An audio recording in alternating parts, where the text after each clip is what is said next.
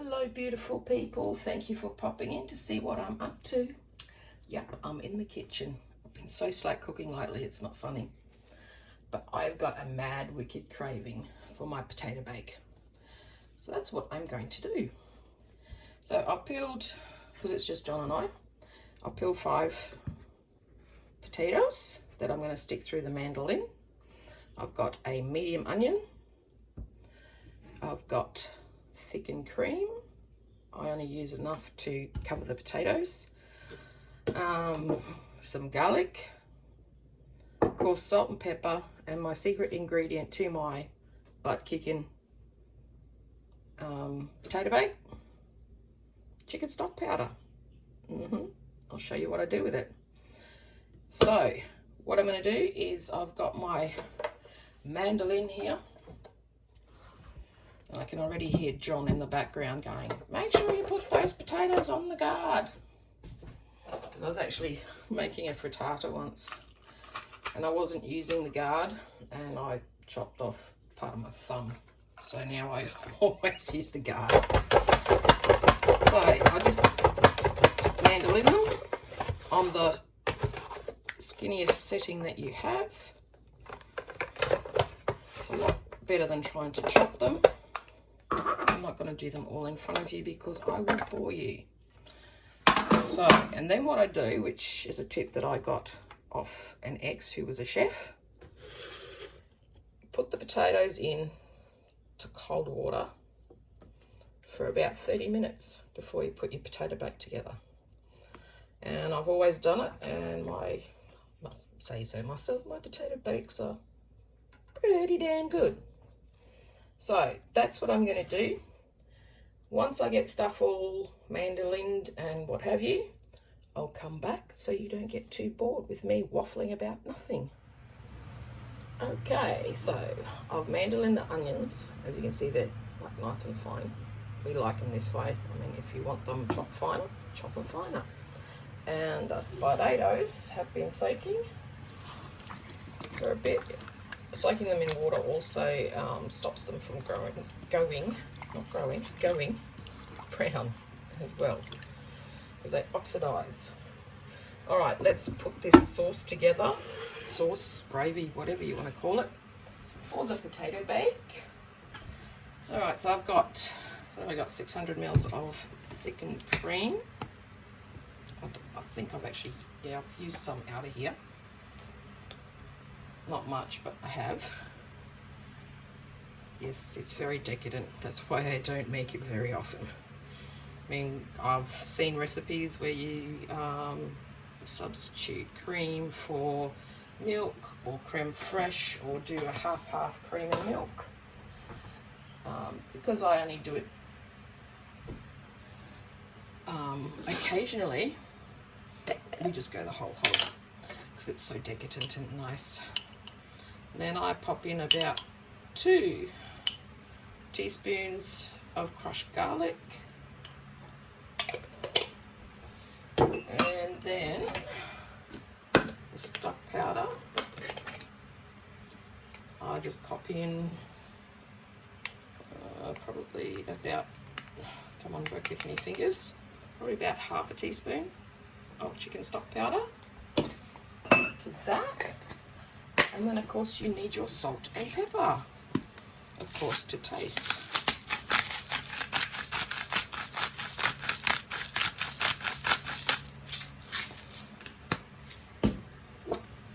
So hopefully soon I'll be doing more videos once we're settled and I can get back to normal and am feeling normal, because at the moment I am flaring so much it's not funny from my fibro.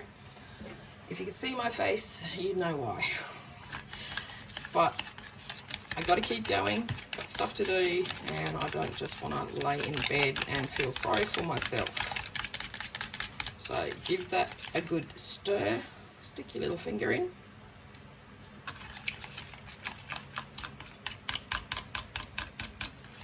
Oh, that's good. Yummo. All right, very simple. I always use these aluminium trays because I hate washing up. This way you can just do it throw the tray out. I need some of that. Alright. So, let's put this thing together. Now, if you want, you can drain the potatoes, put them on a tea towel, whatever. I generally don't. I just give them a good shake as I take them out. You're probably wondering why I haven't mentioned cheese yet. Because I actually don't put any cheese into it until about the last 20 minutes of cooking. It's not just a set and forget potato bake. I normally give it a stir probably every half an hour until the potatoes are nice and soft. And then I stir in cheese and put the cheese layer on top. So this will actually, I shouldn't have done 5 potatoes because this is going to do John and I for quite some time. Hey, but I don't care. It's not like I've been eating much lately anyway, so get all these spuds in. So tonight I'm going to be serving this with a chicken mignon that I got from Woolies. It was on special and I thought I'd give it a go. So it's just I think it's a chicken thigh wrapped in bacon with garlic butter. So I'll have to let you know how that tastes. Alright, potatoes are in.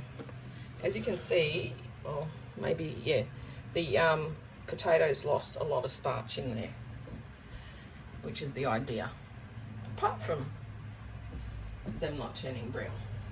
So, put your onions in.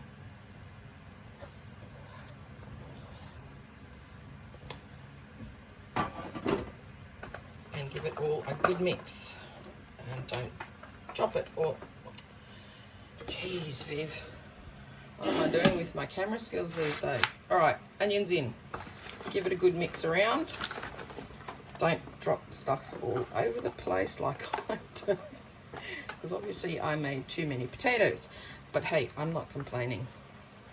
Because I adore my potato bake. Alright. So you got all that in there. I generally put this on a baking tray if I can find one. Because these things are so flimsy, and just in case it does boil over, you don't want a messy oven. Alright, on the tray. Give the cream another stir. And thankfully my sous chef will be up soon to clean up my mess. And then just pour this. Oh, doesn't that look good? How decadent.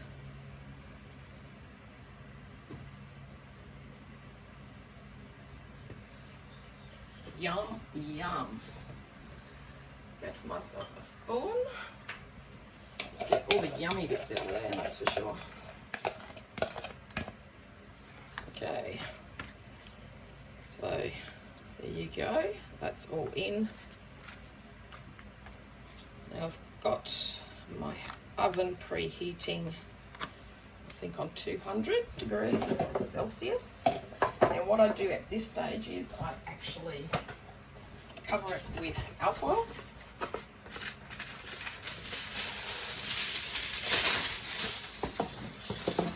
Means it's kind of steaming to cook the potatoes a bit quicker as well, but it's also not burning the cream.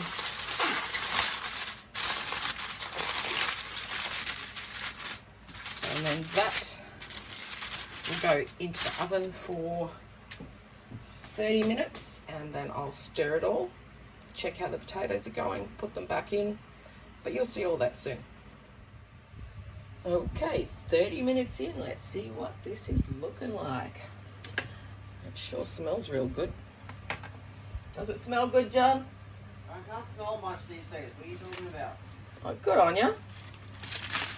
You don't even know what I'm making.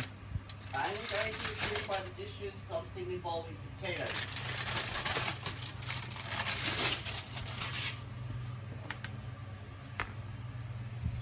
So John's deducted that, assuming because of the dishes, It's something to do with potatoes. I guess he's right.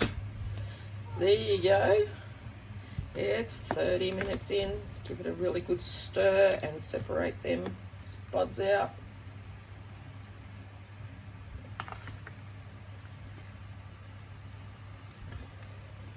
It smells divine. Okay, good stir. Separate them potatoes out and stick it back in for another 30 minutes. We'll see what it looks like after then. Okay, we're 1 hour in. Yummy. It is time for the cheese.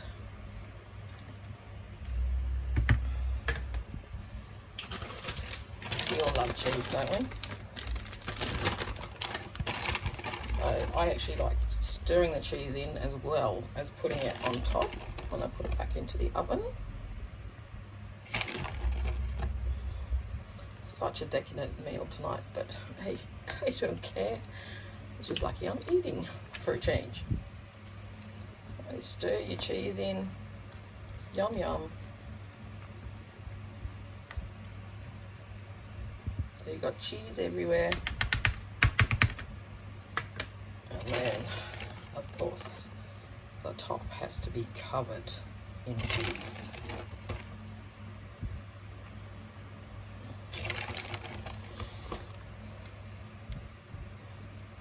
Am I making you hungry yet? I know I am. Yummo. So I'll stick all the cheese on and then I'll pop it back into the oven probably for another 30 minutes while I cook the chicken mignons for dinner. And I shall show you the end product very soon. Well, there you go. Bibi's potato bake. Yum yum. Dinner for tonight. I'm definitely not buying the chicken mignons from Woolworths again because they're tiny. Look at them. They're absolutely tiny. I'll make them myself next time. But anywho, that's our dinner for tonight. Yummy Bibi's potato bake. Oh, yum. I'm going to be eating this for days.